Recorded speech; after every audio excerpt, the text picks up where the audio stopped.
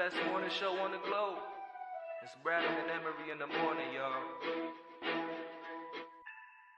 LeBron or Jordan, either one when I'm performing. Crossover, buzzer beater and I'm scoring. Bradham and Emery in the morning. Every play they on it. Every day I'm balling. Who's the coach? Who's the GOAT? Like Brady and Belichick, best show on the globe. And they embellish it. Y'all paying Ziffy, I'm Ken Griffey or maybe Mahomes. I stay in the zone, whether man to man or play in the zone. They can't stop me. Mayweather boxing, Curry with the shot, man. We just the best to be. Can we have our SP, please? This was meant to be. Every morning with Bradham and Emery.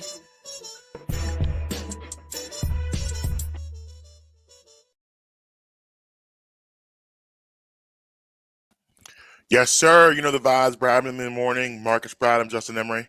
Yo. I think I speak for everybody when I say that the last 36 some odd hours have sucked. Fair? Absolutely. Yeah. However, Marcus, before I become the eternal pessimist about the Sixers, I come bearing great news to tell you. Friday, the final episodes of Ozark debut. That puts a smile on my face briefly. Now it's gone. Kind of talk about the Sixers. Yes. I've said it time and time again on the show how anger is a secondary emotion, and anger is easy to control. So that's the one we run to. I'm just sad. At the end of the day, I'm just sad because we don't deserve what's happening right now. We just don't deserve. We didn't sign up for this, and we don't deserve the things that we're watching right now. Going into Game 5 like everyone else, we thought the series would be over. I know I did, and the fact that not just they lose the game, they didn't even show up.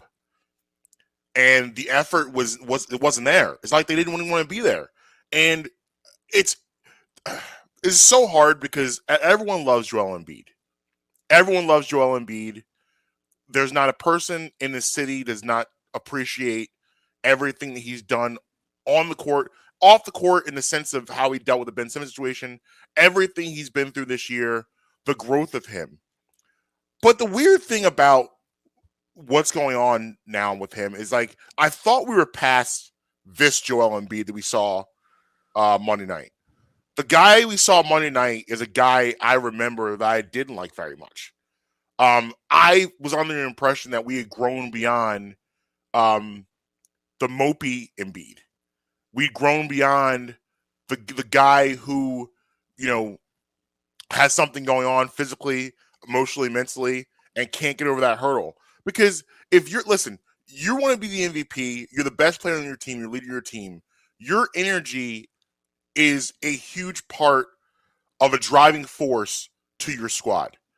And I thought his energy wasn't there, and his body language showed that. You know what it reminded me of, actually? A place I never want to go again, but we're going to have to because this is what it was. It reminded me of 2019 against the Raptors. Sixers split in Toronto. They come back to Wells Fargo Center. I believe it was a Thursday night.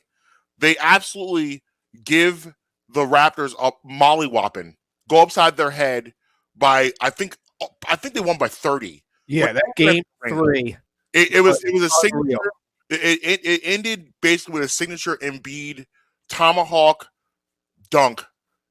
He's running down the court, crowd's going crazy. Sixers go up 2-1. Was that the famous Brett Brown water bottle press conference game? I don't know. Maybe. I don't know. But by that, you think the series is over at that point, the way they were playing. Yes. Couple days off, it goes to a Sunday, Game 4, and Embiid apparently was sick. And I didn't how do we know that? By his body language. He didn't show his body language terrible, didn't show up. They end up losing that game. They lost. It was close. They lose the game. Then Game 5, they go to Toronto and get their doors blown off. Again, Embiid looked like he didn't want to be there. And that was pretty much the series. They win Game 6, but we all know what happened in Game 7. But if you take care of business in Game 4, you close out Game 6. Yep. But it didn't go that way because you gave up those games because you just decided you didn't want to be there. And it's frustrating because I thought we were beyond that with him. I thought I thought he had matured to a point where we didn't have to deal with that type of stuff again with him. And it's extremely frustrating because you are giving a team life that does not deserve life. I stand by everything I said going into this series. Sixers are a way better team than the Raptors. They are. But if you're not going to play hard, you're not going to win. So I move on from from Embiid to go to James Harden. I don't know what the bleep is going on with this man. I have to believe that he's still hurt. Why I have to believe that? Because the alternative to that just doesn't make any sense. Like I don't know how all of a sudden you become this far behind. This is what I'm saying. Him having trouble driving by guys. I don't understand. If I believe he's not hurt, I have to believe he's done. He can't be done. He's 32 years old. There's no way in the world this guy is cooked to this level. It's no way. It's no way. It's not what people are missing. I hear a lot of people talking about him. Obviously, it's a big topic of conversation. His efficiency is a problem. He's getting shots. He's not efficient. He's not efficient at all. Again, he's 4 for 11. I would like to see him shoot the ball a little bit more on Monday. 11 attempts, I think, is a little few, but he's had 17 attempts. The other day he had 17 attempts. He went 5 for 17. So you can score 30 points on 17 attempts. You can do that. You can score in the high 20s on 17 attempts. You can do that. 11, you're pushing a little bit, but 17 attempts, you could do that. And that was a game where that's kind of why you got James Harden in the first place. Where when it's not going well for Embiid, you have a guy that can carry the load. But he's not. He's not. He give you a measly, meaningless 15 points. It was funny too because he takes that first shot, that first mid-range jumper. I'm like, okay, this is the Harden game. Here we go. And then that's pretty much all you get from him. And another thing about his game that's weird is that there is no middle. It's all to the basket or three. To the basket or three. He's becoming the thing that he's been avoiding his entire career. He's becoming predictable. The thing that was so terrifying about guarding James Harden is you just didn't know what to do. You didn't know what he was going to do. You had no idea. Possession. Because he went off of you. However you were playing him, he would react accordingly and go the opposite direction. That's what made him hard to guard. And also he had a mid-range game that is non-existent now. Like ESPN Sports Science did something on him years ago, and they kind of figure out what makes James Harden special. And it was his ability to stop on a dime. That ability to just stop and freeze everything. All of these things that we've come to know James Harden to be is gone. I don't expect him to be 2018 Houston James Harden. We don't need that. That's not what we need here. And maybe we do. Well, yeah, but I don't think that style of play is not what we need here. But we need more than we're getting from him. And listen, a lot of people have been kind of giving Tyrese Maxey a pass. I'm not one of those people. Tyrese Maxey has now elevated himself to a level that he is not devoid of criticism. And I realize that, the matchups now with Van Vliet being out, the matchups have changed. He has to go against bigger opponents. But the thing about Tyrese Maxey that he's going to have to learn, and he can't do it now in this series, he's going to have to learn in offseason. He's going to have to learn to play with pace. He doesn't play with any sort of pace. Tyrese Maxey is a guy that if I was in front of his face, like, Tyrese, I want you to play fast, but I don't want you to hurry. He's like the Ferrari in North Philly. You need the Ferrari where like you want it's always like that. It's like that picture that's always on Twitter of I think it's the Bugatti parked outside of the trailer park. Yeah. But it's stopping. It's vroom to light, vroom to light. If he would learn, okay, I got a pick and roll here. I got this guy behind me. I want to keep him behind me. It doesn't matter. It's like in baseball. Anybody can hit a 98-mile-per-hour fastball Yes. if it's straight. Yes. And what he's doing is he makes it easy for him to guard because he has one speed. He has one speed. Why is Luka Doncic so effective? Because Luka Doncic, he's hitting you with different speeds. Hold on. He's also like 6'9" now. Tyrese Maxey 6'2". Right, but I'm saying Luka plays with Chris Paul. Chris Paul plays with a pace. These guys, and listen, I know he's young, so he has to learn that, but it's still something he's going to have to learn. He can't continue to play at this one pace for the entire game because it's easy. It's a lot easier to defend when game plan for. They didn't expect him to come out and give him 38 in game one. When he did, the adjustments were made, and his production has gone down game after game after game. Fact. So, listen, at the end of the day, we didn't sign up for this. I have to, for my sanity, believe they're going to win one of the next two games. Because if I allow myself to believe that this team is going to blow a 3-0 lead in the first round of the playoffs and go home, I don't know where to go from here. Because, you and I both were huge supporters of the process. We both thought it was the right thing to do, but this is not what we signed up for. I don't think it was the right thing to do. We didn't go through all of that to get this. No. And I didn't listen. I'm not one of those people that believes a championship is a guaranteed thing. We have to have a championship, but we didn't sign up for this. We didn't sign up to not get to the Eastern Conference Finals in 5 years. We didn't sign up to blow a lead against Atlanta, a 25-point lead in a series. We didn't sign up for possibly blowing a 3-0 lead to an inferior team in the first round of the playoffs. We didn't sign up for any of this stuff. We didn't. And it's just completely unfair. Like, if I'm down at the Wells Fargo Center on Monday, I'm absolutely furious. Because this wasn't one of those things where, you know what, the Raptors showed up, they fought harder than you, they outplayed you, you lose the game by 5. Okay, I'll be disappointed, but I can accept that if I thought my team showed up. They didn't even show up. And by the way, Matisse Thybulle, what the bleep are you doing? Listen, you missed a couple games because of the foolishness that happened. You can't go to Canada. Okay. So you forgot how to play basketball in the past couple of days? They're getting nothing from their bench. Shake Milton is an absolute disaster. Niang's underperformed. This is just not at all what we have signed up for. You're getting beat by a team right now that does not have a guard. You're getting beat by all forwards. They're running on an all-forward lineup and a guy on one leg. I don't know. I'm going to go now. Mark, I'm going to go in. I'm going to go in now. So here's the issue. No one is devoid from blame for this. And I'm talking about all the way to the highest levels of this organization. Okay. This is the same team that had the general manager who did or did not know that his wife was or was not having burner accounts on Twitter that he was or was not participating in.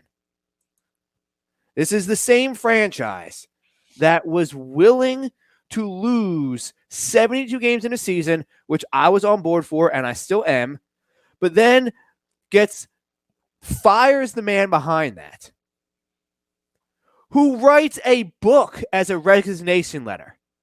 I'm still trying to get through that, by the way. The tome of Sam Hinkie. Then they bring in a guy as a number one pick who apparently either has a shoulder problem or a mental problem. He couldn't shoot a basketball anymore, but apparently now he can. And by the way, in the midst of that, you got completely bamboozled by Danny Ainge. Yes. Absolutely fleeced by Danny Ainge. You should have got Jason Tatum. Yes. It was all bad. Then you get a guy who is apparently supposed to be the next LeBron, the next one, who doesn't like to play basketball. He doesn't like to play basketball here. He doesn't like to play basketball there. He doesn't like to play basketball anywhere. So you had 2 number 1 overall picks that are no longer on this team. No longer on this team, Marcus. Mm-hmm.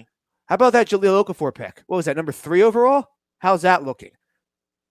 Terrible. Great. Front office, abysmal. Then you get to Brett Brown. He just wasn't the guy to get them to the next level. He was good during the process years. He had his chance afterwards, like he justifiably deserved, but he's just not enough good enough coach. So then you go and you bring in a guy who has a huge name in the NBA coaching circles, but has shown that he has made no difference. Now, I don't blame Game 5 on Doc. No. But it doesn't look good for him that they were up 3-0 and now it's 3-2. No, not at all. I'm not one of those people that think you need to motivate professional athletes. You shouldn't have to. It's Game 5 in your building, closeout game. I shouldn't have to tell you to show up. Now, Game 4, little suspect by Doc. Game 3 actually was too, but they ended up winning, so we're just going to look past that. But Game 4, little suspect by Doc. Game 5, I don't blame him for that. So there's the non-players. Now let's get to the players. Okay, we're going to start with Matisse Thybulle. Could you believe this man was untouchable at the trade deadline? I mean, I keep going back to that myself. Like, what did I? Because okay, go ahead, continue. This offseason, he needs to take 2,000 jumpers a day. If I don't see a massive improvement in his shooting during training camp next year, I'm shopping him. Like I said, call Drew Hanlon, please. Then we get to the bench. What bench? There is no bench. Niang is out here. He's taking dumb fouls. That game he fouled out. Those last 2 fouls. What were those last 2 fouls that he did? The problem with him is that he is so this series is not for him. He's so unathletic that he can't guard. You have to play him because of your bench, though. Right? No. I understand why he has to play, but he's not an athletic guy at all. So it's hard for him. Like next series, he's going to be able to guard a Duncan Robinson. Where it just requires you to run. We would have been better if we didn't trade Ben and just kept Seth and Andre and just let Ben do whatever Ben wants to do. We would be in a better position right now because Embiid is hurt. Your backup center, you don't have a center right now.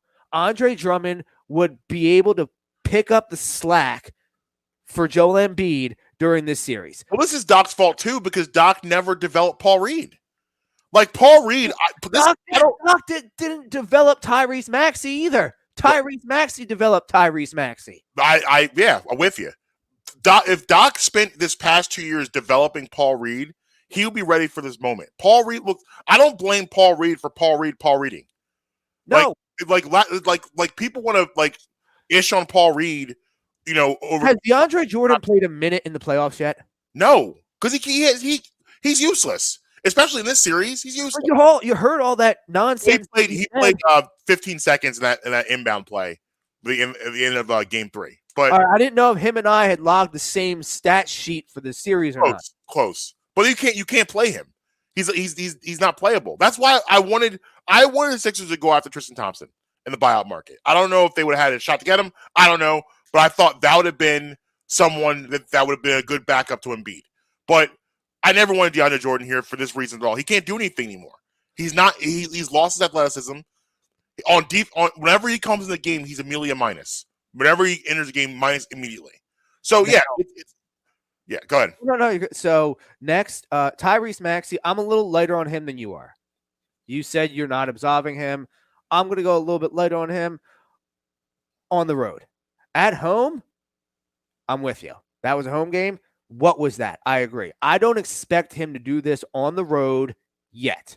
You want to be a superstar? You have all the makings to be a superstar. You want to be Ja Morant or a Ja Morant light? Because you have the makings of it. If you want to do that, we need to see that. Mm-hmm. I just don't think he's ready for it this year. So I'm going to be a little lighter on him than you are. But I need to see that next year. Next season, you have no leeway. James Harden. Like you said, only 2 options. He's either cooked or he's still hurt. And either way, you can't give this guy $250 million. No, I think Game 5 answered that question. But I don't trust Daryl Morey. I don't trust Daryl Daryl Morey, though. I do not trust Daryl Morey with James Harden. I think Harden. Listen, Daryl Morey and James Harden have the type of relationship now. Or have to have a type of relationship that I think Morey will say to him, "Listen, man, I can't give you a max right now. Like, Harden will get a lot of money for opting into his contract next year. So for him, it makes sense for him to go get his body right in the summer, opt in, ball out, get paid, get your last big contract at the end of next season, hopefully. But he can't possibly. But bro, this is like the Ben Simmons thing all over again. Everybody has cable. Every GM has cable and is watching him play this way. Nobody is going to give him $250 million. Nobody. And he doesn't have an agent to help spin this for him. Actually, I'll change that. The franchises that will give him that money, he don't want to be there. Does he want to go back to Oklahoma City? No. Does he want to go to one of those Sacramento? He doesn't want to go to those type of franchises. Orlando. He wants to go to win, a place that has a chance to win. Yeah. So opting in is the best case scenario for him right now, the way he's playing right now. Now listen, his stat sheet looks like a Ben Simmons stat sheet, just with 3-pointers. Well, let's get scary for a minute. Tell me in Game 5 you didn't see things from him that we saw from Ben Simmons last year. Of course we did. Passing up down to, he's out here wanting to be a floor general. He doesn't want to. All he is right now is a worse defender, more willing shooter version of Ben Simmons. That's all it is. They're the same player right now. Yeah. It's just, right now, I'd rather have Ben Simmons from last year than James Harden right now. We talked about this. And I cannot believe I just said. We talked about this on Monday where we talked about what the Sixers, what Drew I'm calling Drew Carey. What Nick Nurse has been trying to get is Drew Carey. He has been trying to say, okay, I don't believe you have enough shooting where if Embiid doesn't go off for 40, Harden doesn't have a monster game, you can still win. And for the first 3 games, the Sixers proved him wrong. Now Nick Nurse is proving that theory correct because they don't have enough jump shooting right now. They're not getting, and the only person I'm not going to go after is Tobias Harris because he's playing out of his mind, pound for pound player in this series. He's playing out of his mind. He's playing so well. And I mean, it doesn't change the fact that I still think he's overpaid. But right, but that's between him and his accountant. Like that's him and the accountant and Sixers ownership. They did that. Would you not take that money? Exactly. You want to pay me $100 million to sit here in my home and talk? Fine. I'm retired. Call me overpaid? Fine. Deal. Like all the way to the bank. Would you rather be overpaid or underrated? Overpaid. Exactly. Definitely overpaid. Now, that brings me, though, there's still one guy I have to skewer now, and that's the big man. Mm-hmm. I said this on Monday, and I'm saying it again. When he's hurt, he's hurt. Yeah. It lets him affect his psyche. It lets him affect him emotionally, and the other players feed off that. What was he saying after the game where he says he doesn't have to tell James Harden to shoot more? It's the coach's job. Right. What? Yeah. It's not your job to tell the other players when they're making mistakes. It's right. The coach's job. And it's contradictory to what he said earlier in the season when he was talking about how with Thibault and Maxey, he was encouraging them to shoot the ball. He was telling them they need to shoot the ball. He's been on them. Okay, well, keep that same energy with James Harden. Yes. Right, because you need him to be more effective than he is. And, with Embiid with this thumb thing, at the end of the day, here's the deal, man. Nobody in 5 years up and play. Nobody in 5 years is going to care that you had a boo-boo on your thumb. They're just going Nobody's to care. They're going to know. They're going to care that you got eliminated. You're the first team to give up a 3-0 lead and lost the series. You're the first team to do that. That's not the type of history you want to make, big guy. You don't want that type of history. The Sixers are trending towards making fans apathetic. Like, could you imagine with this Raptors if you have 4 bounce a couple years ago and now you blew a 3-0 lead to them?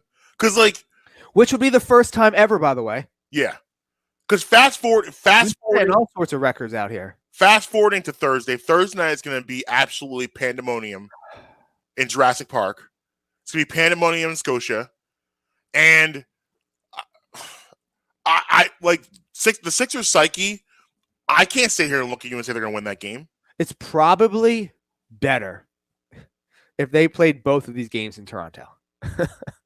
Because that crowd, if it comes back here on Monday night. Saturday evening. Oh, it's a Saturday night game? It's going to ruin your weekend. This Thursday, Saturday. It is going to be. And think about how it's going to be violent down there. It's going to be hostile. It's too soon after Father's Day of last year to be involved in another Game 7 down at the Wells Fargo Center. It's too soon. It's just too soon. And you went from having potentially a week off to what? A couple days? Yeah. I mean, Miami closed it out last night. Granted, Jimmy Butler's with no Jimmy Butler and no Kyle Lowry. They still managed to figure it out and close it out. We're looking at a second round exit if they win. Yeah, I mean, listen, I still so glad I early cashed my Sixers championship bets. I early cashed those tickets. I'm in the same boat where with the James Harden situation. I can't believe just like I can't believe he's cooked. I can't believe they're going to lose this series. I gotta still pick them to win the series. Oh, I think they'll win this series, but they have no shot to beat Miami. But yeah, I don't see how they're going to beat Miami. I don't see it. I can't wait to see. I can't wait to see the videos of James Harden out in South Beach next week. Yeah, I mean, ain't no hammy problems at King of Diamonds. Promise you that. Yeah, I'm gonna need to get James involved in some hot yoga this summer and get that body right. But if you think about it, going back to him real quick, it makes a lot of sense why his body is in disarray. Let's go back to the end of the Houston regime. He got himself out of shape to get out of there. Do you think he had a fat suit on, or was he just fat? I think he was in the best of shape. He got himself out of shape to get out of there. Then he goes to Brooklyn, tries to ramp himself back up again. And what happens when you're not in shape? The soft tissue injuries, the hamstring goes. And really, if you look at James Harden from 3 to 4 years ago and the way his body was to what it is today, it's a different type of body. And then off season, what are you doing? You're rehabbing. So you're not working on your actual game. You're rehabbing all off season. So it makes sense that his body still isn't right. But you gotta get. But if he's also got the soft tissue injuries that happen when you're not hydrated enough. What gets you dehydrated? Drinking at the club. He's too old to still live the lifestyle that he's living. Yeah. He needs to take the LeBron approach, the Chris Paul approach, begin investing in his body long term. I mean, it would be nice because Chris Paul's found the fountain of youth. He I guess it's not fair to compare LeBron. LeBron's a unicorn. He's a freak. Well, Chris Paul's a good example. Chris Paul found the fountain of youth. He started doing different things, different ways of working out. He totally has transformed his body to be able to continue to play at a high level. And Harden's going to need to start doing that. But I don't know. It's hard. It's tough because this reminds me a lot of the show we did after Game 5 against the Hawks last year, where it's like we're so upset, but we still don't want to give a full eulogy yet because they're still very much in it. But they're on life support. They're definitely on life support. I will say this as the closing out statement for the Sixers for me. I paid my deposit for Sixers season tickets next year. But I don't mind eating that deposit, and it just is what it is. If this is what I'm going to be subjected to season after season, I will eat that deposit, and I will it is what it is. If I'm going to be subjected to this, it's just there are definitely under the microscope for me. It's just the grandioso disappointments. Like they're not like just these. Okay, I get why that happened. It's these huge letdowns. I actually had a friend of mine text me after the game the other day, and he said, "I don't know why I let sports bother me so much." He's like, "The Eagles always disappoint me. The Sixers always disappoint me. Every team disappoints me. I don't even know why I care about sports so much. I think I'm just going to stop being invested in it so I'm not hurt." And that's what the point is driving people to that point. It's getting, you said it before, a couple months ago, I think maybe at the beginning of the season. This run is the best Sixers basketball run in your lifetime. Yeah. Let's go back to what it was pre-Iverson. Just remember that. Right. They are trending to push people that direction. Yeah, I mean, like I said, it's these grandiose disappointments. Like, and no one seems to want to come to play here. No one is coming here to play with Embiid for some reason. I don't know why. And I'm not saying that as a sarcasm. I don't know why you wouldn't want to come play with the most dominant big man in the game right now in a city that will absolutely adore you. Now, I understand all the stuff about Bradley Beal potentially this offseason. I hear that. But teams don't want to come here, or players don't want to come here either. So that isn't helping the situation on top of it. And you have the whole Ben Simmons cloud still floating over everything at the end of the day. Yeah. Boston series, I wasn't that upset about the Boston series. Then the Raptor series, you got the 4 bounce. Then after the 4 bounce, you have, the deconstruction of the roster. You taking that hat off. Everything that happened in the bubble. Then you're the number one. You come out of the bubble. 2 months later, you're the number 1 seed. You're playing an inferior Hawks team. You go down to 7 of that team after blowing a 3-1 lead. And now this. Like, we can't, I'm going to make a statement right now.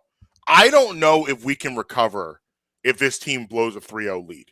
Like, everybody's got to die at that point for me. Like, everybody, I'm going in that building. Everybody goes. Yeah, heads have to roll. Everybody. There's nobody safe. Roll. I'm gonna tell you right now. I'm playing. This show, I'm playing. We are putting the explicit tag on the episode if they blow this series and lose. I'm not playing. I'm not playing right now. If they blow this series, the big fella's got to go.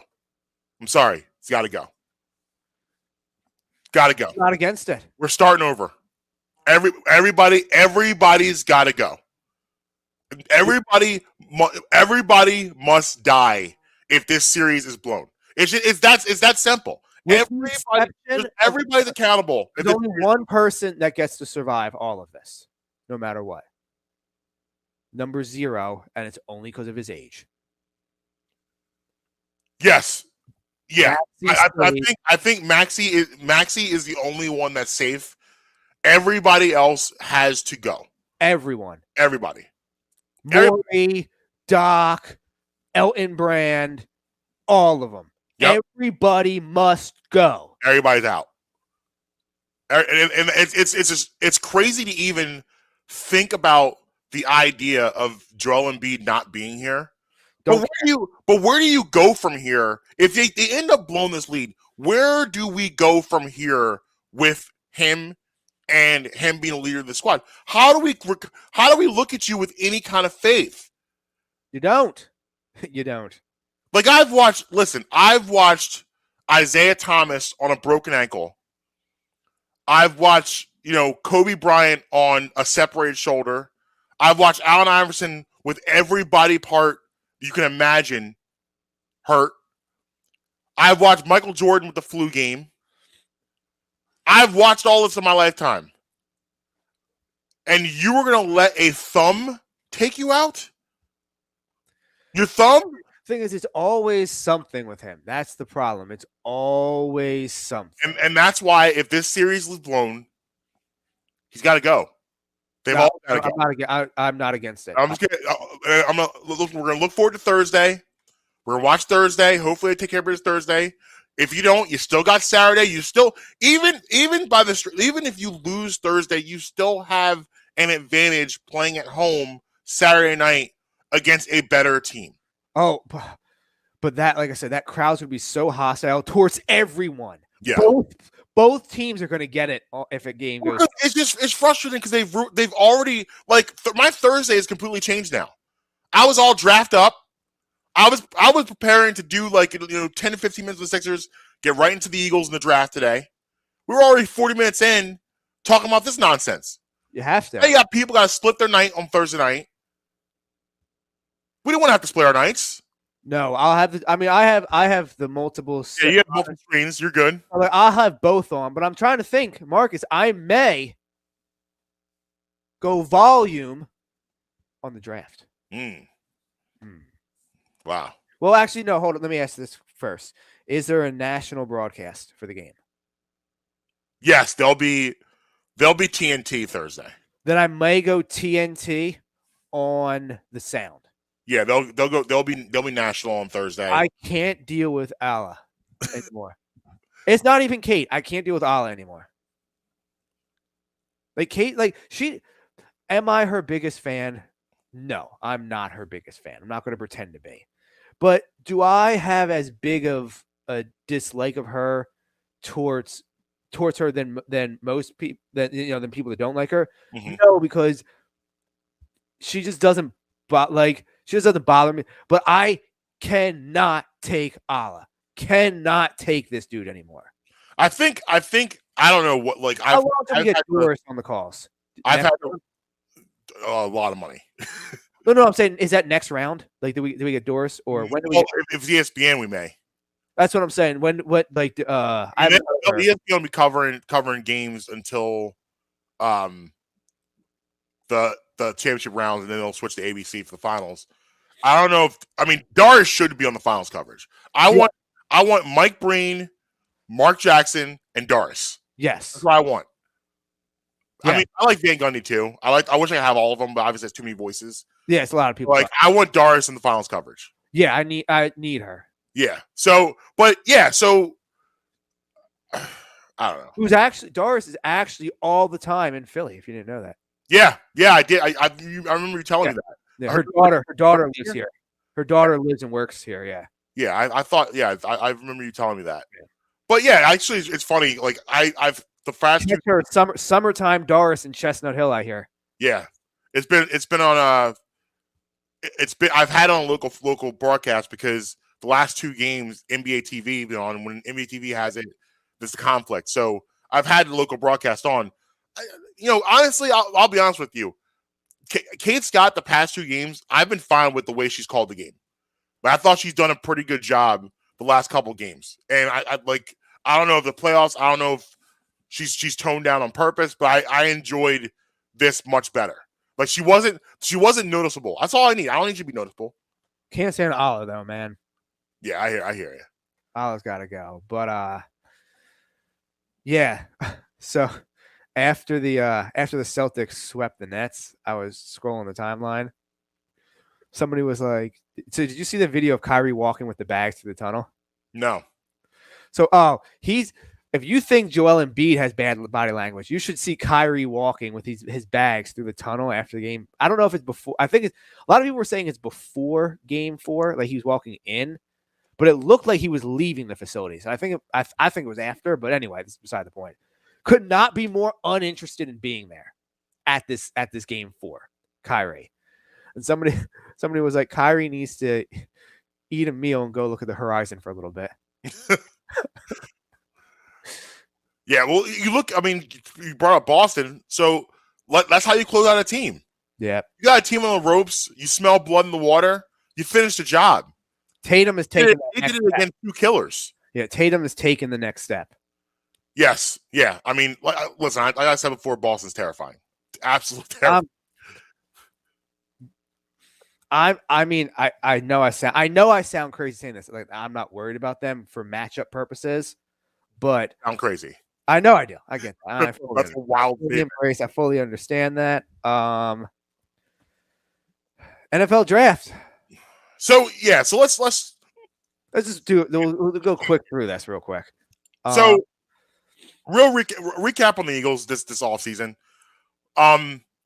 It as all the things keep coming out, I'm sure you see them all over the timelines of social media, or whatever, about Jalen Hurts and then moving forward with him.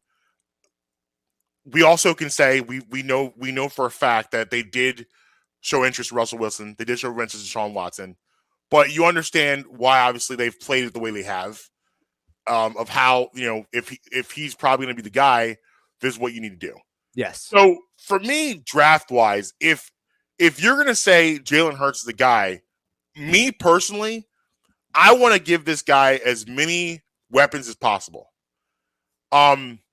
So I know a lot of people want to go defense, and there's a lot of good defensive players in the draft. I know that. But I also feel like you could get really good defensive players in the second round, third round, whatever. No. You can do that. No. You can't do that?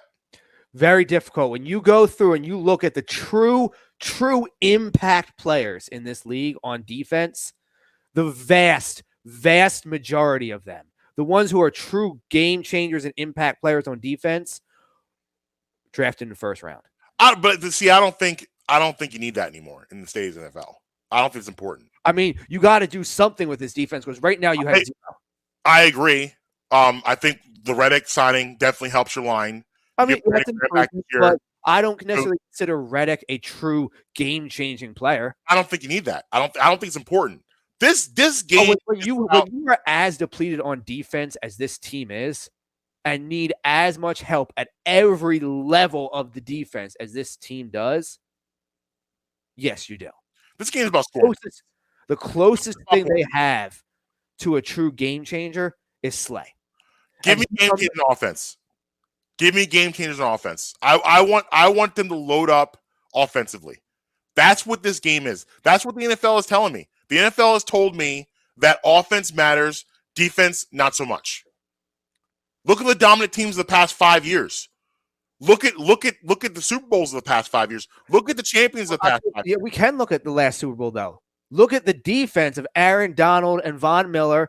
I know Jalen Ramsey, he didn't have a very good Super Bowl. He got cooked in the Super Bowl. But he had a very good playoff run though through the NFC playoffs.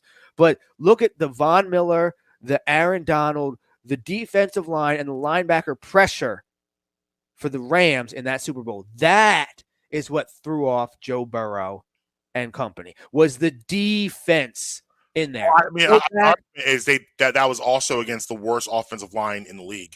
Well, yeah, that was. Go back. I'm saying Aaron Donald obviously is Aaron Donald. Von Miller is Von Miller. Go back to the Super Bowl. Go back to the Super Bowl where the Broncos defense won that Super Bowl for Peyton Manning against the Panthers. Go back to the when the Seattle Seahawks held Peyton Manning for what, 10 points in the Super Bowl? Like, in the biggest games, defense is going to matter. Across the span of a 16-quart season game, yes, you're going to need guys that are going to put up yards and points. But when it comes down to the end of the game, you need someone that's going to hit someone in the mouth on defense. And the Eagles have none of them. Now, you have 2 first-round picks. I'm not saying both of them go defense. I want me a playmaker on offense, too. I want Jameson Williams. I do, too. I don't think you can do both, though. I think you're gonna have to move up to get him. I don't think he's gonna be there at 15. He's definitely gonna be there at 18. But I'm not opposed to them moving up twice. You have 2 first-round picks. You have 10 picks in this draft. You have a treasure trove of assets. Mm-hmm. Use them. What did Hinkie say? You always want to chase flexibility. You always want to be able to make decisions and movement on the fly. That was one of the biggest things of the process. You always want to have flexibility. You have 10 picks, 2 of them in the first 18.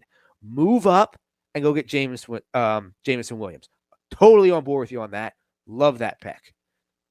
Go up and get Kyle Hamilton, the safety out of Notre Dame. You come out of the first round with those 2. I'm going to be in here. Listen, palms on Friday. If we can do both, I'm with you. But if you ask me my preference and what I would rather them get, I would rather them improve the offense. Because look against Tampa Bay. I'm now listen. A lot of it was on the quarterback. Yes, a lot of it on the quarterback. But they're out here running a junior high offense also. And the reason why you didn't win that game is because you couldn't score. Nothing to do with the defense. The defense actually played okay against Tampa Bay. They weren't terrible. I mean, they gave up 30 The first half wasn't great. But the second half, they actually didn't play terrible. The problem was they couldn't score any points.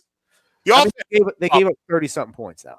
31, but like I said, that's the NFL though, and some of those points were scored were on Jalen Hurts turnovers. They gave Tom Brady a short field. They scored 17 in the first half, and then I don't believe they scored in the third quarter. I think that's how it went. But my point being is that that a lot of that was because Jalen Hurts put that defense in bad situations. Truly elite defense still very, very much has a place in this league. And you get those players in the first round. So let me ask you this then. Where's the truly elite defense this year? Who had the best defense this year in the NFL? I know the Rams were very high up there. Also an elite offense. Yeah, they also had an elite offense. Well, they're just an all around. So give me your top 5 defenses from this year. Or from last year, I'm sorry. Top 5 Ds from last year. Let me pull it up. So you said the Rams. Yes, I know the NFL, what was it, 2021 season? Yeah, 2021. I'm not it doesn't need to be a stats thing. Like your eye test. Like the teams you said, okay, this is but like I only have like a 60-day memory. So, like, I forget things very easily. So, I don't remember. I got to look up what the rankings were, and I'll be able to tell you. Oh, yeah. The Buccaneers, they had a great defense, especially the first half of the season. Legendarily great pass rush the first half of the season. Legendarily great run defense first half of the season. Injuries, I don't think it ever came to fruition of them being great.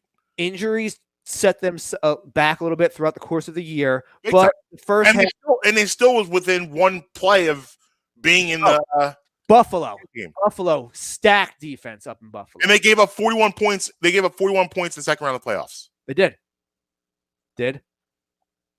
So that's my point. My point is, though they also scored 40 some odd points. You're right. They did, but at the end of the day, they ended up giving up that many points because offense. Right now, the way the game is officiated, the way guys on defense can't play. Once Bosa and James got healthy, Chargers defense. I really like the Chargers defense, especially like they were banged up in the beginning of the year and it got better as the year went on. Okay. So those are the type of, but like look at those guys that are on those types of defenses. You know, what did I say? The Buccaneers. Who's their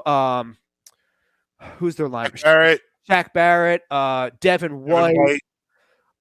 Who's their defensive lineman? You had Sue in there. JPP's there. They got a whole bunch of guys. Yeah. Then you go to the Chargers. Like I said, Joey Bosa, Derwin James, Asante Samuel Jr. I'm trying to remember who the linebacker they drafted out of. I think a case can be made. San Francisco is another one. Yeah, absolutely. With Fred Warner and Nick Bosa. Yep. And who's their other defensive end? Again. Yeah. These are game. Then you go to L.A. The Rams, Aaron Donald, Von Miller, Jalen Ramsey. Like I said, I know he had a terrible. San Francisco to me is like a throwback type of the way they play football right now is throwback. It's the exception to me of building around your defense and having a game manager quarterback that hopefully doesn't make too many mistakes for you.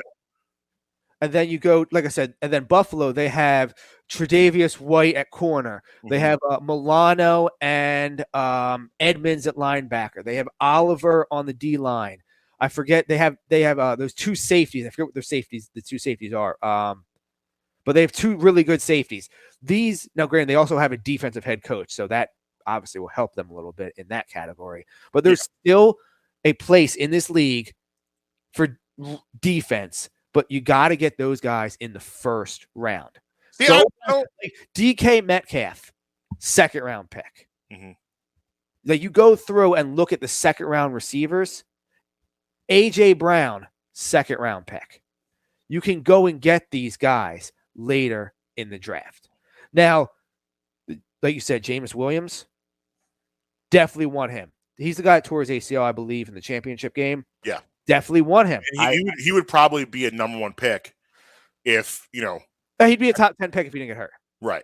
If he didn't get hurt, he'd be a top 10 pick. And he probably will still be a first round pick despite it. Because ACLs are not what they used to be. They're not at all. Achilles scares me now. ACLs, Absolutely. no. We should have known about Sidney Jones. Yes. But the ACL, you're right. I'm no longer scared about the ACL. Big man's a different story. I don't want my linemen having blown out ACLs young. Yes. Yeah. But them skill guys, I mean, I don't want them ever to have it. But them skill guys, that's no longer a huge red flag. Yeah, and I don't want to get misconstrued here. Like, I would love to have an elite defense too. But if you're asking me what I want this team to get after right now, is I want them to improve this offense. You gotta start building the team with unicorn talent. You need to go and get guys that are matchup difference makers for this team. Jameis Williams, great pick by you. I totally, like I said, I'm all on board with that. But you gotta go. Kyle Hamilton's the guy. 6'4". This is the guy you're standing by? This is my guy. 6'4", 240 safety out of Notre Dame. Very much in the Cam Chancellor mold. In the Isaiah Simmons mold out in Arizona. Yeah. Very much that mold. I believe the first 5 games of the year he had an interception. He's playing at Notre Dame, so he's not playing against chunk competition. Yeah. 2 of the 3 years that he played, he led the team in tackles from the safety position. Like I said, 6'4", 240. The biggest knock against him is he ran a whole lot slower at his pro day than anticipated. However, look at the film. Look at the film. Yeah. 4.7. Not ideal from the safety position, but look at the film. The dude makes plays. His comp is a bigger, taller Honey Badger.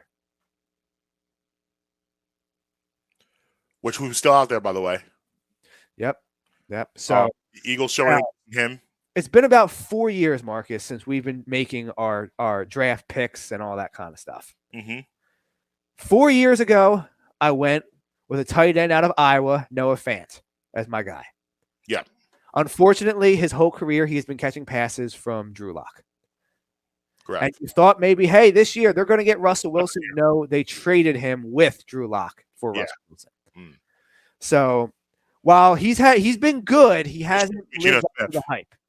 Yes. Now, I won't quite classify that as a good draft pick by me yet, but I don't think it's fair to necessarily say it was a bad draft pick either. Yeah, and there's been, like, you weren't alone. Like, there are people. And he's shown like, if you gave him a great quarterback, I think he would be a much different player. Yeah. Then I had my really, probably my most famous pick 2 years ago, the Justin Herbert pick. Yes. I was way early on Justin Herbert. That is facts. I mean, your guy's still up there balling as well, which actually, by the way, happy birthday to Joe Burrow's fiance. Happy Burrow. Yeah. Happy Burrow to the future Mrs. Joe Burrow. Yeah. Future Mrs. Moneybag Joe. Yes. Happy birthday to her today. And then last year, everybody called me a homer, which fine, I was. However, you weren't wrong, though. Number 11. Yeah, you weren't wrong. So hopefully, let's try to go 4 for 4. And I'm going Kyle Hamilton. Okay. All right. I like it. And as always, when I give my picks, where I talk about them right, I will always give my worst pick ever. And that was Jay Cutler. My worst assessment ever is that I thought Jay Cutler was going to be that dude. Yeah, but again, that wasn't a bad assessment. Jay Cutler always had the skill. Well, no, I defended him up until basically halfway through his Chicago days. Like I stood by that for. Thing is, I waited on that bandwagon too long before I got off it for Jay Cutler. Phil Simms once called Jay Cutler the most dynamic quarterback in the NFL. Oh, good. Well, I'm glad I'm not the only one. Like there were a lot of people that thought Jay Cutler could be something special, and he should have been something special. He had all the talent. He just didn't care. Want to be special. Yeah, he didn't. Yeah, exactly. He didn't care. Yeah, this is. I don't want to be too dramatic, but this is kind of a crossroad moment for the Eagles. With all the assets they have and have accumulated, they have a chance to really make some major changes and improve a lot of positions all at once this year and next year.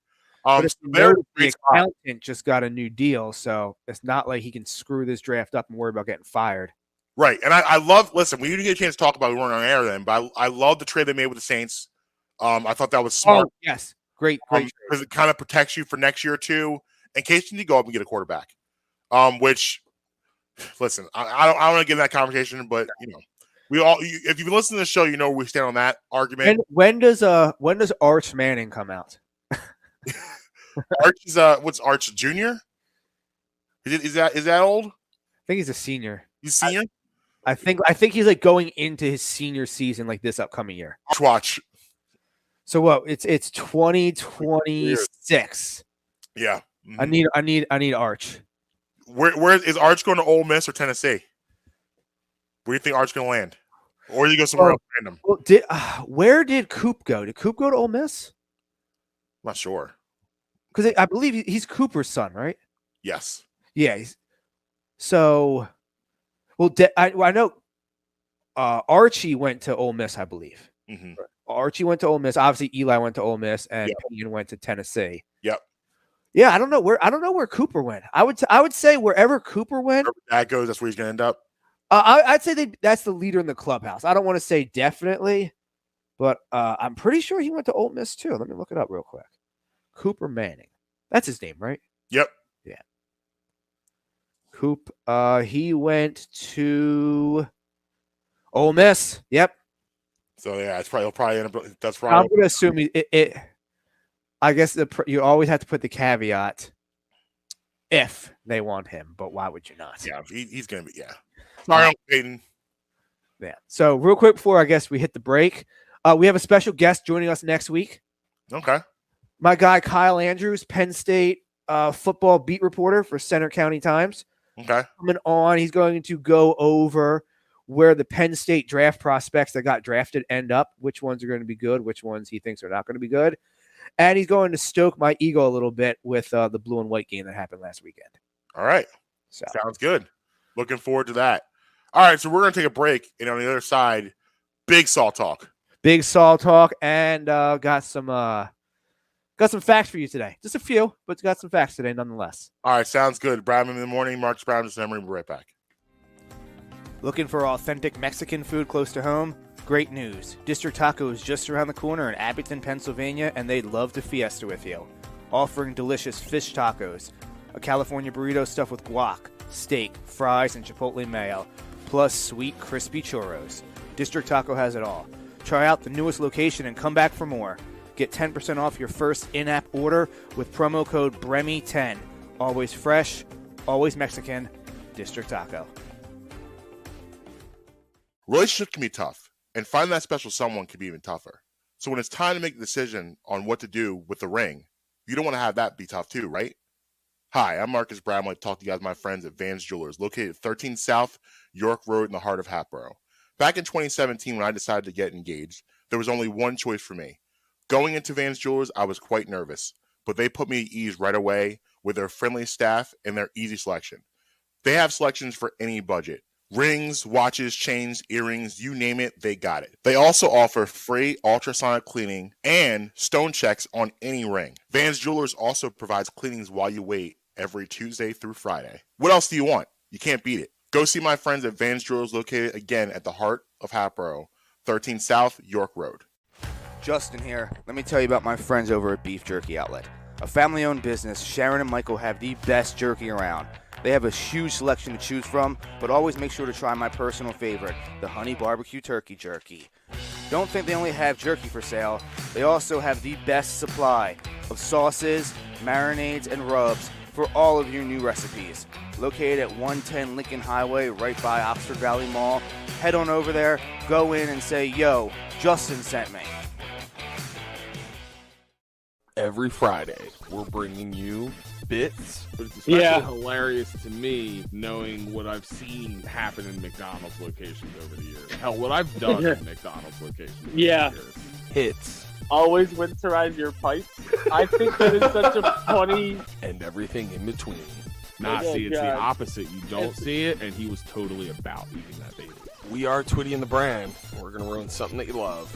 New episodes weekly on all your favorite podcast streamers. Yeah, man. Welcome back. Brown in the morning. Mark's Brown December. Yo, I get the wildest telemarketer calls, like from the like the numbers that show up on my phone. Some place called Lawn, Pennsylvania, just called me. Lawn, Pennsylvania. Yeah, like LAWN, Lawn, some number from Lawn, Pennsylvania. Okay. At least you're not trying to improve your car warranty.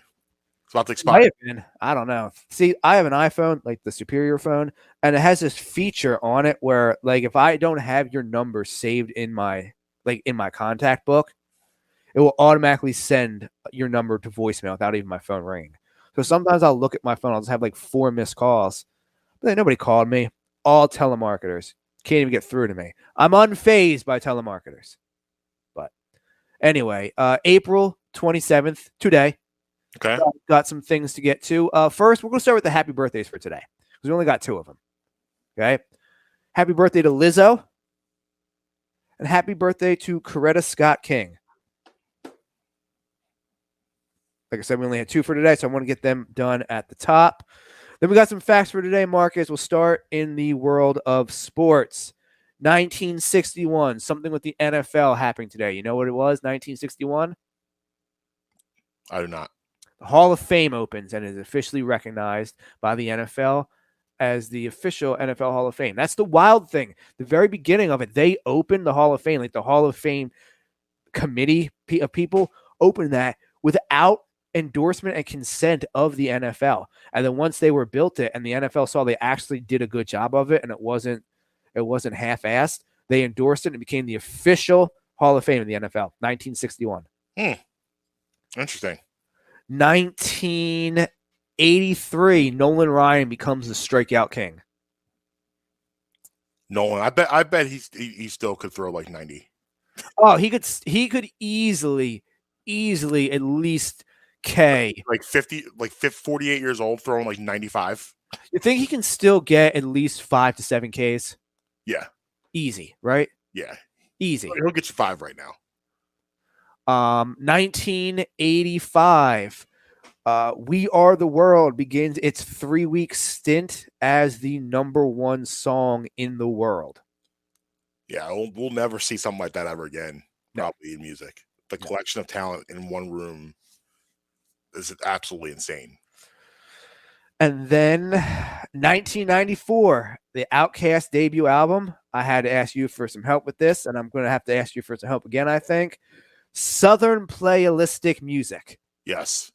Did I get that right? All right. The South got something to say today. South got something to say. Outkast is, they don't get enough credit for really putting that Atlanta hip hop sound pretty much on the map. Like nobody was messing with the South until Outkast came along, in hip hop realm at least, until Outkast came along, and that's kind of opened up the doors for that. But yeah, Outkast, big time. It wouldn't be so hard if it didn't put it all as one word. Yo mama and yo cousin too. That wraps up the facts for today. But before we get into Saul talk, 2 things I got to get to real quick. Number 1, did you see that dad in Cincinnati at the Reds game yesterday? No. Dad doing dad things at a baseball game. Sitting there with his wife and his newborn. He's got a bottle in one hand, feeding the baby. Mm-hmm. Foul ball in the other. Wow, that's a major dad move. Dad's doing dad things at baseball games. Love it. So that's and then also I just want to give a shout out to my buddy in Vegas who had just got his own show on the radio out there Oh, nice. covering the UFC and fighting scene in Vegas. Oh, well, congrats. Big. So yeah, every day at 11 a.m. local time, so 2 p.m. here on NBC Sports out in Vegas. So I just want to give him a shout out real quick. Props to him getting his own show finally. And we got some things to discuss in the TV world, Marcus. Yeah, so you got the episode 2. I did, and I all caught up. I was unaware that was a double episode, the first one. So that's my Wexler going full G. yeah. Oof. Yeah, that was a move, wasn't it? That was a move by Wexler. Like that move almost made me uncomfortable. I always like it's crazy, and this is just me. I always thought her character was going to eventually leave Jimmy / Saul because she wasn't going to be down with all of this stuff. But here's the But thing. it's kind of interesting that she's down for all of this stuff. See, here's the thing. If you go back and remember in Breaking Bad, Saul references his wife frequently. That's what we're talking about this on Monday. Yeah. You just never see her. But I've always thought of her as like an old bag. Like I never thought of her as like a younger. Well, the thing is like it's because I feel like the actor that they have playing Saul is older than the character. Is it's like significantly older than the character. Like I think Saul. I think Saul, the character, is supposed to be in his mid to late 30s. Okay. The actor they have playing him is in his mid 50s. Yes. Bob Odenkirk. And I think that Kim, the actress that plays Kim, is in her early 40s. Yeah. So it just looks weird on screen Yeah. because they're supposed to both be playing people younger than they are. And I didn't like. I guess with Kim when he referenced his wife, this is not. This. I didn't expect it to be someone like Kim. Right. Who I thought my perception was the wife has no idea what's going on. Like I think we're gonna have like as we get closer to the Breaking Bad days, I think Kim's gonna be kind of pulling the strings behind the scene. So it's gonna be interesting to see when everything goes. Like we know how it ends, right? Everyone because we saw that in Breaking Bad, how everything goes down and how it ends. It's going to be interesting what happens to Kim during that time period. I'm now intrigued in that aspect of it. Like, what happens to her life? Like, did she get out beforehand? Did she leave, relocate? Like, what's going on? What's going on with her? Because she looks like she's involved. Well, I remember when we had this conversation at the end of season 5, you were out on Kim basically. Yeah. You were ready for her to just be gone. Yeah. And I think I agree with you that she's definitely renewed her yeah, place in I'm in on her. And you can tell she doesn't want him to rat. No. She wants him to be a friend of the cartel. I mean, who doesn't want to be a friend of the cartel? I want to be a friend of the cartel. I don't want to be enemies. Yeah, I definitely don't want to be enemies. She wants to be a friend she wants him to be a friend of the cartel. And like these are all moves that I didn't see for her. But I love it. Yeah. But you know, your boy Nacho. Yeah. Nacho. Yeah, I mean, he had to go. Hold up real quick. Yeah. This part of the segment will contain spoilers. Yes. For episode 3. Okay. If you did not see episode 3 right now, turn it off. 5, 4, 3, 2, 1. Yeah. He had to go. He had to go. He had to go. He was too involved. Yeah. In competing interests. Yeah. And he knows too much. He knows too much on both sides. Yeah. Right. You know, I know Mike wanted to keep him alive and Mike didn't want to go this way, but it had to go this way. Yes. And like I thought but I like the way they had the character go out. Yes. He didn't go out like no punk. No. I like the fact that he told Salamanca, yeah, I did this to you. You're in the chair because of me. Like, yeah, that was G. Yeah, that was G. You know, he said his piece and then he went out on his own terms. Like, because listen, we all know, like when he started saying stuff like, oh my God, they're gonna cut you in little pieces. Like this is gonna be bad for you. So like him doing that makes a lot of sense because, you know, I mean, I get why he made that choice over what was probably going to happen because we all know the cartels are notorious for the way they put people to sleep. Yeah. Now I'm kind of surprised that like could Gus not like if Gus wanted to, he could have kept him alive, hidden.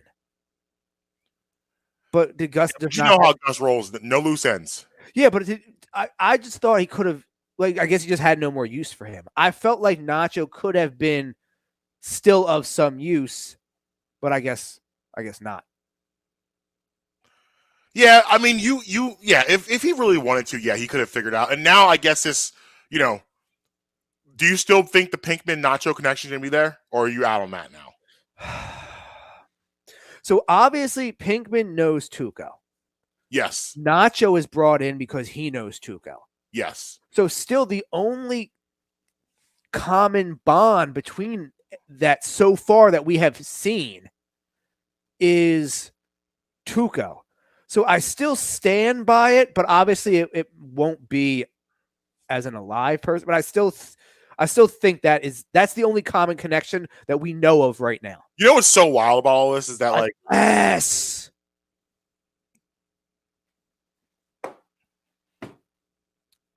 Got a new theory, Marcus. Okay.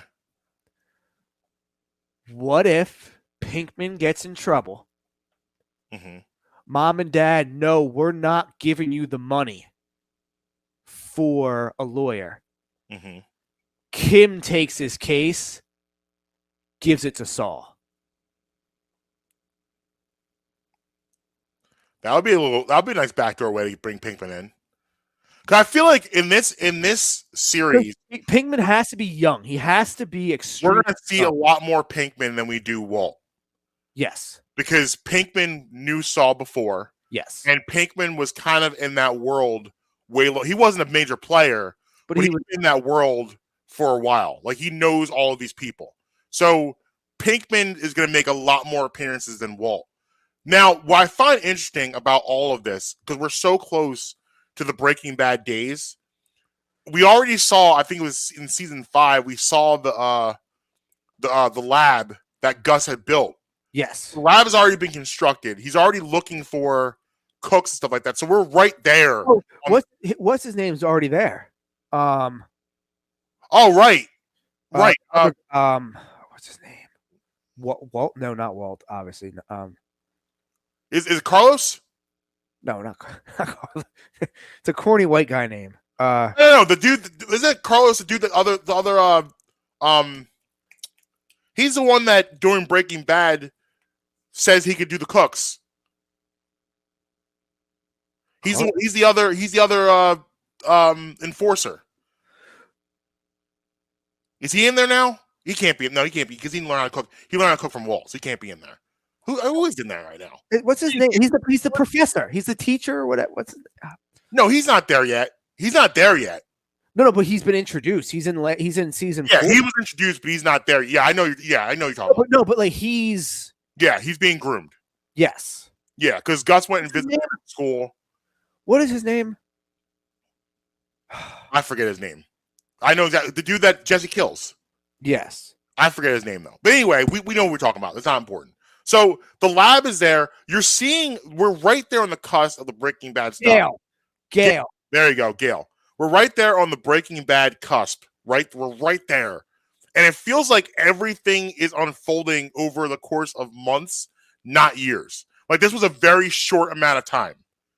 That makes sense? Yes. Like, it feels like this, like, you know, we watched the Breaking Bad series, and it felt like years. But now seeing it in the Saul landscape, it feels like the rise and fall of Walter White was a very short period of time. Like this happened over the course of like a year. Wait. Hold on. What?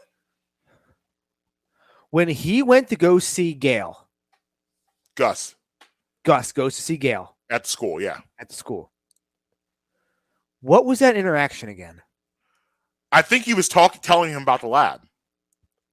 Because I'm starting to get two things confused. I remember in Breaking Bad, Gale was the reason why Gus ends up bringing in Walt. Because Because Gale said, this is so I'm not good enough to do this, blah, blah, blah. And they end up bringing up, but I think that was a Breaking Bad scene.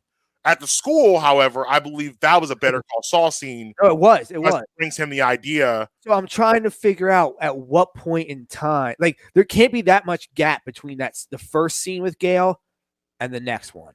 Yeah, because remember when Gus meets with Walt, he had just built that lab. Yes, and the the lab is fresh. That was a new thing. So the lab. So that's why I would not be surprised if it hasn't been described yet, but they're currently overlapping right now. Yes, yeah. That's the cool thing is that I agree with you. I think they're overlapping right now. It just hasn't shown that to you yet. Yes, I agree with you. How in the beginning they showed you how that call. They went back and showed you when the other side of the call with Mike and Nacho. Yes, yeah. So we're right there where I agree with you. It is overlapping, and it's going to be interesting to see as we progress. As we know this last season, Saul's perspective of the collapse of all of this stuff, because he was a kind of a part. He was a part of Gus's death. He helped set that up too. Yep. So he's involved in that. How much did he want to be involved in that? Did he think? I guess he thought that was the right call. He gets involved in that. Then him now turning, and now Walt is his boss. You're going to see that angle of him and how everything unfolds on his. It's going to be a great. I mean, this is going to be amazing. I'm so excited. I'm so it's already been so good so far, and it's only it's just. The excitement of the worlds colliding of Saul and Breaking Bad gives it that extra component of excitement. But I'm also excited about the characters playing out right now that we see. Like all of these characters right now we have, their arcs are just insane. We should probably get some more Hank too. Some more Hank and Gomez. Yeah. We already had them early on. We'll definitely get some more Hank and Gomi. So I forget the actor's name, the guy who plays Hank. Something Norris. This dude is wild on Twitter. Norris, he's a wild man on Twitter. He looks like a wild man. He's a wild man on Twitter. Hank doesn't seem that far from who he probably actually is. No, he seems like he plays like himself. You know how Charlie Sheen played basically himself on 2.5 Men? Yes. Still one of my most favorite scenes of Breaking Bad ever, underrated scene, was when they were doing the intervention for Walt, and Hank is sitting there and he's eating this. We had a cheese tray or something like that. And he has cheese, and he turns around and looks at Walt. It gives this half smile, that uncomfortable, I don't want to be here, but I'm being forced to be here. And then Walt sits down and he grabs some more cheese and pretzels. Hank was so underratedly funny. That scene and the scene where Walt, Jesse, and Skyler at the table, and Jesse stayed for dinner, and they're uncomfortably eating, and Jesse's like, "Oh, these green beans are really good, Mrs. White." It's good stuff. Go get you a Wendy. Go get you a Kim. Don't get you a Skyler. I don't like Wendy that much, though. I mean, I would much rather. Starting to turn me off a little bit. Wendy is. I'm not in on Wendy because Wendy. Listen. If you're gonna be in this life, obviously you want your wife to be a ride or die. Wendy, by far, she's a ride or die. But Wendy sometimes does too much for her. I think honestly, at the end of this, I think Wendy should die. If I have my perfect scenario, Morty survives, the kids survive, Ruth survives, Wendy dies. Well, I think Wendy deserves to die because she's out here playing this like this is some sort of game, and it is not a game. But here's the thing. You remember the car accident? Yeah. Mm-hmm. I think they all go. Because I've said before that I don't think that accident is really an accident. Okay. Yeah, and maybe. And if that's how it goes down, I get it. But if you ask me, you look at the sends. Morty is doing this out of necessity because he has to. Wendy has involved herself to the point where because she likes doing it. Wendy. The interesting thing about Ozarks is Wendy is Walter White in this.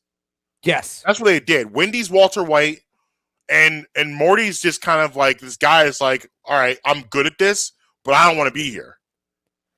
Yeah, it's like Magic Johnson. Yeah, I'm gonna be here. I ain't gonna be here. So yeah, I'm excited. So Friday, Ozarks are back. Yes. We're gonna have a lot to unpack next week. Well, with the rate of what it's going, we won't have the Sixers to break down. So, Bro, come on, don't break.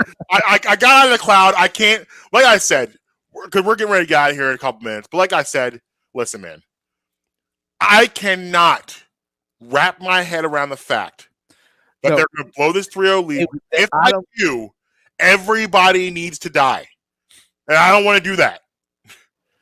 I do believe that they will win the series, but they will not make it past the second. It will be a Scarface type situation. The end of Scarface if they lose the series. You're I'm gonna getting out the AK. Everybody goes. You're gonna turn into Lalo Salamanca. Everybody has to die for this. Everybody. There's nobody that can be there. Nobody is safe if this happens. That's why it can't happen. Oh, It's gonna change everything. It's gonna alter things forever. we got to discuss two other real quick things about Saul, though. Yeah. First, what is going on with what they're doing with Howard? Howard. How they're trying to set him up with the coach? Oh, Howard. Yeah, Howard. Yeah. Well, I know why they want to. Well, I know it's just like The thing is they're doing all this teasing with those Howard like voiceovers. You're not seeing any progress on it though. Right. Yeah, I don't. Yeah, I'm into. Yeah, that's another storyline. That's a good. It's a good B-side storyline. Like I don't think it's a main event, but it's real. It's one of those things you need to have a great show. But I am interested in it. It's not the thing I'm most interested in, but I definitely want to see how it plays out. And you're right. They're definitely. You saw him make the keys to his Jag. You know, they did the whole powder that could have been coke. All that stuff. And then another thing is who is that? The DA, the woman. I guess she's the DA or one of the DAs. Someone from the DA's office, maybe. Right. But she thinks that Lalo is dead. Right. Which obviously that word is going to trickle to Saul if it hasn't already. I forget if Kim told it. They did have okay. Yeah, but what's going to happen is because you're seeing again, he's going to pick to be a friend of the cartel, obviously. So they're going to give him the information, either Gus or probably Mike, because Mike actually really likes Saul. The whole title, Better Call Saul, came from Mike. Yeah, Mike was the one that says that. So Mike has a really good relationship with Saul, and he's going to probably tell him that Lalo's still alive.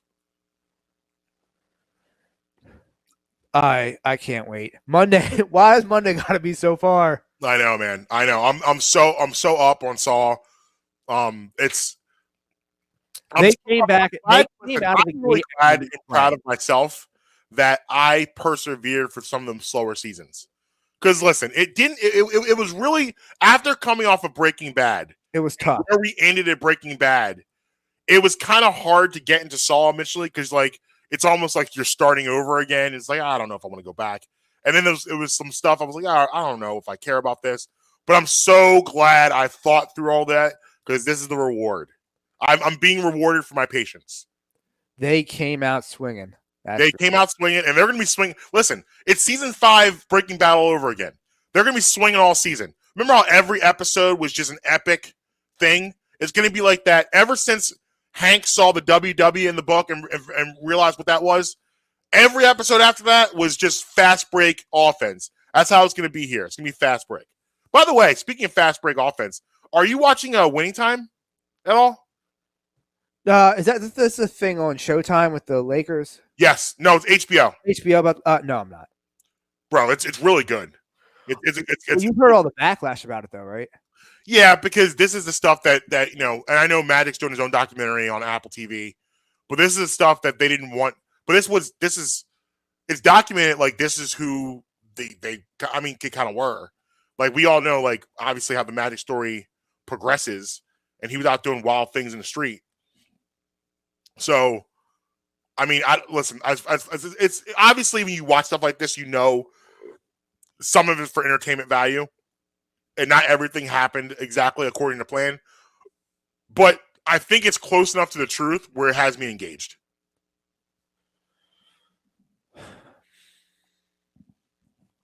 It's fair. And if you're Magic Johnson and you're in your 50s, do you want to relive these days? The things you're out there doing? Like, we all learn, we all grow, we all evolve. No, especially not Magic. Yeah, he was living wild, and Jerry Buss too was living wild. I mean, he's not alive, deceased anymore, but I'm sure it's hard for maybe the family to watch this stuff again. But from all accounts, this is who these people were. Yeah, I mean, it was L.A. It was L.A. in the '80s at the Forum, so things were different. Things were occurring. Things were definitely occurring there. Anything else before we get out of here? No, just hopefully the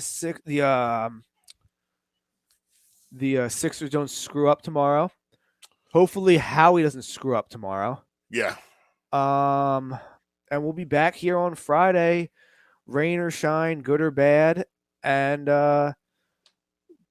get ready. When do we put the timeline in to discuss Ozark? How long are we giving us? A week? How long? Like how? What's the timeline for us to get through this? I'll give. I think it's fair to give people a week. A week, okay. So even if I end up, even Amber and I end up going through and killing it this weekend, we won't say anything on the air until next Friday. Okay. Do we have Devin this Friday coming up? I will reach out to her. I know she's itching to come back. It's just with time change and stuff like that. But I'll reach out to her and see if we can bring her in. All right, cool. Let me know. Sounds good. All right. Yeah. Between everywhere. At Justin Emery Show on all social media platforms. Brad Emery Pod everywhere. BradEmeryShow.com for the merch. Actually, no, I got one other thing. Marcus, I got an air fryer yesterday. How great is that? I haven't used it yet. You're going to love it. I got it yesterday, though. Forgot to mention that. Yeah, I got an air fryer. You're going to absolutely love the air fryer. The air fryer. And you know, honestly, what the air fryer is great for also is the reheating of fried things, especially like French fries. Like you throw them, like you have fries left, like you had a cheesesteak, you had fries, you didn't finish all your fries or whatever. Throw them in the air fryer for 5 minutes, back to life. They're back to life again. It's really good. And like, chicken fingers from the day before, you want to give them back to life. Back to life again. Fried chicken, leftover fried chicken, back to life again. Yo, I'm looking forward to make my own mozzarella sticks. That's what you have them for. Amber's done a nice fried green beans in there. Okay. Really good. Yeah, I was late to the air fryer party, but I'm glad I'm here. I'm now a member. I'll let you know how it goes. All right, let me know, man. But use promo code Bremley10 for 10% off your first in-app order at District Taco. And until next time, you can be with us, you can be against us, but never going to stop us. Late.